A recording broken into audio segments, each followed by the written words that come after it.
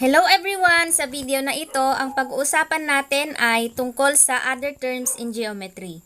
At the end of this video lesson, you will be able to define and identify collinear and coplanar points, parallel, intersecting, concurrent, and skew lines. Ito ay para sa mga grade 7, quarter 3.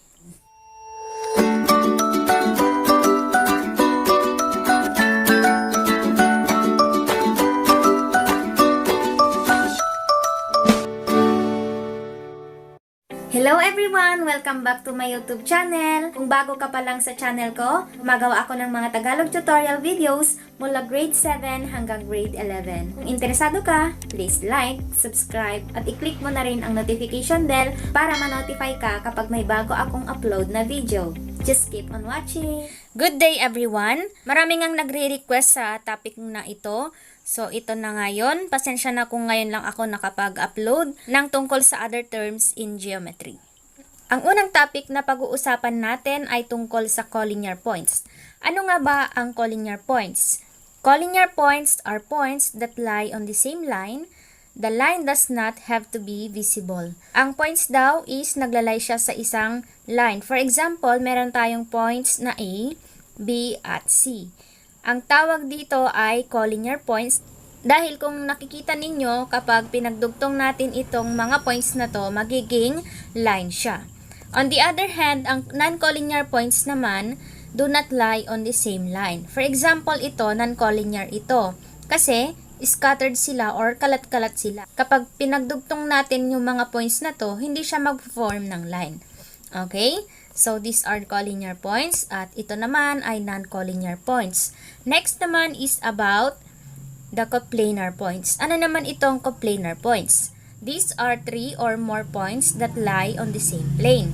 So, kanina, collinear points lie on the same line. Ito naman, coplanar points lie on the same plane. For example, ito sa figure na to, kung mapapansin ninyo, ito ay plane M at merong mga points A, B, and C dito sa loob niya. Dito naman sa labas, may point na D. Ang mga coplanar points dito ay yung points na A, B, at C. Ang mga coplanar points dito ay yung point A, point B, at point C kasi nandito sila sa iisang plane. Okay? Ang non-coplanar points naman, these are the points which do not lie in the same plane. So, ano sa tingin ninyo ang mga non-coplanar points dito? Yung points A, B, C, and D are non-coplanar points kasi yung letter D nandito siya sa labas ng plane. Kaya non-coplanar points yung A, B, C, and D. Okay? So, tatandaan ninyo ang coplanar points, 3 or more points. Okay? Then, ang next naman, yung coplanar lines. Ano naman ang coplanar lines? These are lines that lie on the same plane. So, kanina yung point, lie on the same line. So, ito naman, lie on the same plane. So, for example, meron tayong figure na ganyan. Ano sa tingin ninyo yung mga coplanar lines dito? Line S, ito, at yung line V are coplanar lines kasi nandito sila sa iisang plane. On the other hand, yung line S at line T ay non-coplanar lines or yung line V at yung line T ay non-coplanar din. Kasi yung T wala siya sa plane na ito. Okay?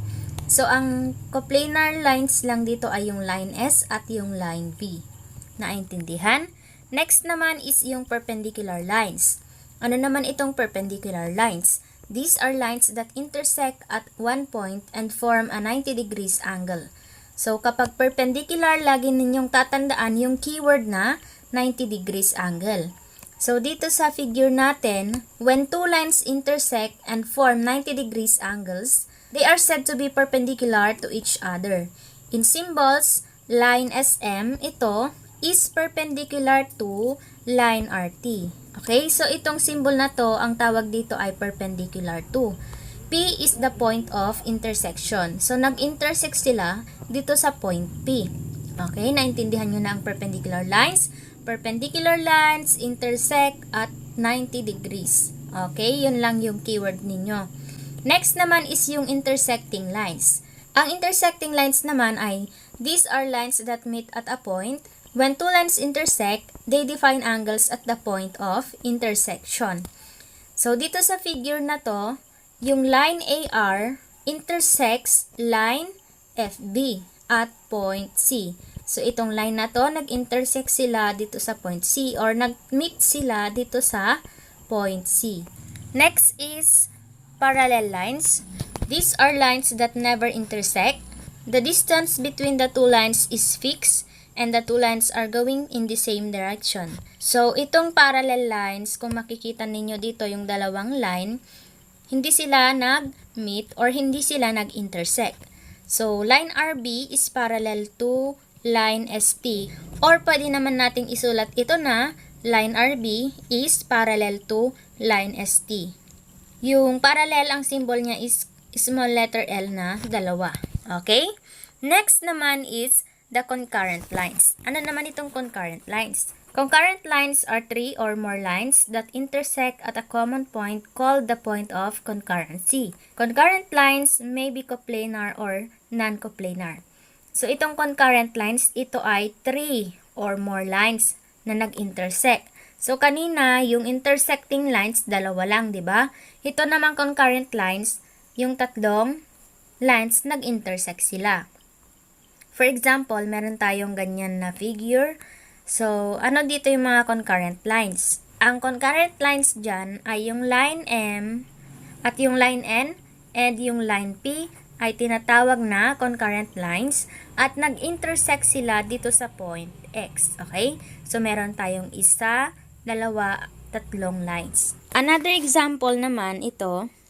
So, meron tayong isa, dalawa, tatlong lines dito. So, line S, line T, and line V are concurrent at point Q. Nag-intersect sila dito sa point Q. Points X and Q are the points of concurrency. So, itong point X at yung point Q, ito yung tinatawag na points of concurrencies. Next naman ay yung tinatawag na skew lines. Ang skew lines, these are non-parallel lines in space that do not intersect. Ang skew line, hindi sila nag-intersect or hindi sila nagmi-meet or wala sila sa isang plane. So, ang mga example ng skew lines dito sa figure na to, yung line GF, ito, and line HC, ito, are skew lines. Kasi hindi sila nasa isang plane, kasi itong plane na to, ito yung ka-plane niya.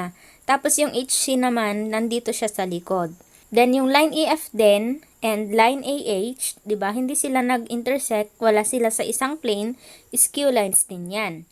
Yung line AB, ito, and line CE, ito, at saka ito ay tinatawag din na skew lines kasi hindi sila nag-intersect, hindi rin sila coplanar.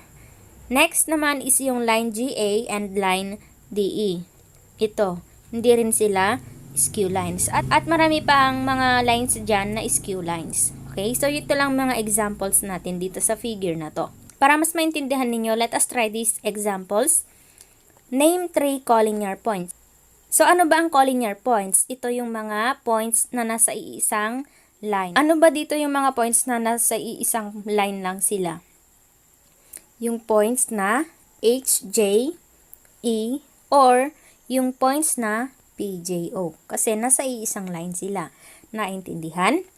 Next naman, name 5 coplanar points. Ano ulit ang coplanar points? Points na nasa iisang plane.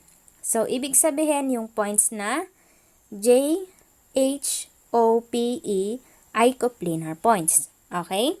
Next naman, name 2 intersecting lines and its point of intersection. Ang intersecting line ay dalawang line na nag-intersect. Alin ba dito yung mga lines? Diba? Yung line HE at yung line OP. Pwedeng magbaliktad ha. Pwedeng line PO or line EH. Intersects at point J. So, nag-intersect sila dito or nagtama or nag-meet sila dito sa point J. Okay? Next naman, identify what geometric term best illustrates the following. A cross. So, ano sa tingin ninyo ang nire-represent ng cross? That is intersecting line. Okay? Kasi nag-intersect yung cross. Next, guidelines in the intermediate paper. Tingnan ninyo yung papel ninyo. Ano yung nakikita nyong line dyan? Yung parallel lines. Kasi hindi sila nag-intersect or hindi sila nag-meet. Next, number 3, students falling in a single file from top view. Itong single file formation, yung parang naglaline kayo tuwing flag ceremony, di ba? Ang tawag dito ay collinear points kasi nasa isang line sila. Next naman, use the words collinear, coplanar, intersecting, parallel, concurrent, or skew to describe how the figures on the box are related. Letter A, points M, R, T. Anong napapansin ninyo? Nasa iisang line sila. So, ibig sabihin, these are collinear points. Letter B, line GY and line TM. Ito at saka ito. So, hindi sila nag-intersect, hindi rin sila coplanar. Ibig sabihin, these are skew lines. Okay? Next, line GY. Ito. And line ET. Ano sa tingin ninyo? Nasa iisang plane sila at hindi sila nagtama. Ibig sabihin, these are parallel lines. Okay? Next, para mas maintindihan nyo pang mabuti, let us try these activities. Number 1, name 3 collinear points dito sa figure na to. Ano ba ulit ang collinear? Nasa iisang line sila. Okay? So, alin dito yung mga 3 collinear points? 3 ha, hindi dalawa or hindi isa. These are points A, B, and C. Kasi naglalay sila sa isang line. Okay? Name 2 coplanar points. Alin naman dyan ang naglalay dito sa plane na points? That is point D at E. Next, name 3 pairs of intersecting lines. Intersecting lines, ibig sabihin, nagtama sila or nagmeet sila. Alin dyan? Tatlo to ha, 3 pairs. So, ibig sabihin, yung line X and line Y, nagtama sila. Yung line X at yung line AC. Then, yung line Y at yung line AC din. Okay? Name 2 coplanar lines. Coplanar lines. So, ibig sabihin yung line na nandito sa plane. So, alin dito ang mga lines? That is, line X and line Y. Okay? Yung line A, B, and C kasi nasa labas yung C, kaya hindi siya coplanar lines. Okay? Next, name 3 concurrent lines. Ang concurrent lines ay 3 or more lines na nag-intersect. Maaaring nasa isang plane or maaaring nasa labas. So, ano yung mga concurrent lines dito? Yung line X, line Y, and line AC. Okay? Naintindihan nyo na? Next, activity 2, look at each picture. Identify the geometric term that best represents the following. Dito sa number 1, anong napapansin ninyo dito sa picture? May mga lines, tapos ang mga line na ito ay tinatawag na parallel lines. Okay? Next, dito naman sa number 2. So, meron tayong plane dito, tapos sa loob merong mga points. Anong tawag sa points na nasa isang plane? That is coplanar points. Okay? Next naman, meron tayong highway. So, nag-cross sila. Ibig sabihin, this is intersecting lines. Next, number 4, meron tayong squid ball dito. Tapos, nasa isang tusok sila. Anong tawag dito?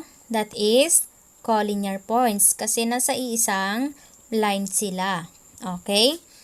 Dito naman sa asterisk, ilang line ito? 1, 2, 3 lines na nagtama sa isang point. This is concurrent lines. Okay? Next naman, use the words collinear, coplanar, intersecting, parallel, concurrent, or skew to describe how the figures on the rectangular box are related. Number 1, points Q, R, and S. So, anong tawag ninyo dito sa Q, R, and S? Ay tinatawag na coplanar points. Okay? Next, number 2, line QR and line TS. Ito. QR, TS, nag-intersect sila? Hindi. Nasa isang plane sila? Hindi rin. Ibig sabihin, this is skew lines. Okay? Number 3, line segment UW and line segment ST. Anong napapansin ninyo dito? Nasa iisang plane sila at hindi sila nagtama. Ibig sabihin, these are parallel lines. Number 4, line segment QV, line segment QW, ito, and line segment QR. Isa, dalawa, tatlo. Tatlo sila na nag-intersect dito sa point Q. Ibig sabihin, these are concurrent lines. Next naman, number 5, line segment QR and line segment VX. So, ang tawag dito ay parallel lines. Kung sinabing points Q, R, X, and V, ang tawag dito ay coplanar points. Okay? Kung gusto niyong manalo ng 50 pesos load, mag-comment lang kayo sa baba ng #lines. Kung nakatulong man ito sa inyo, please comment down below at i-share nyo na rin sa mga classmates ninyo para malaman nila. Maraming salamat sa inyong panonood. Once again, stay home, stay safe, stay healthy at mag-aral ng mabuti. God bless you all and goodbye!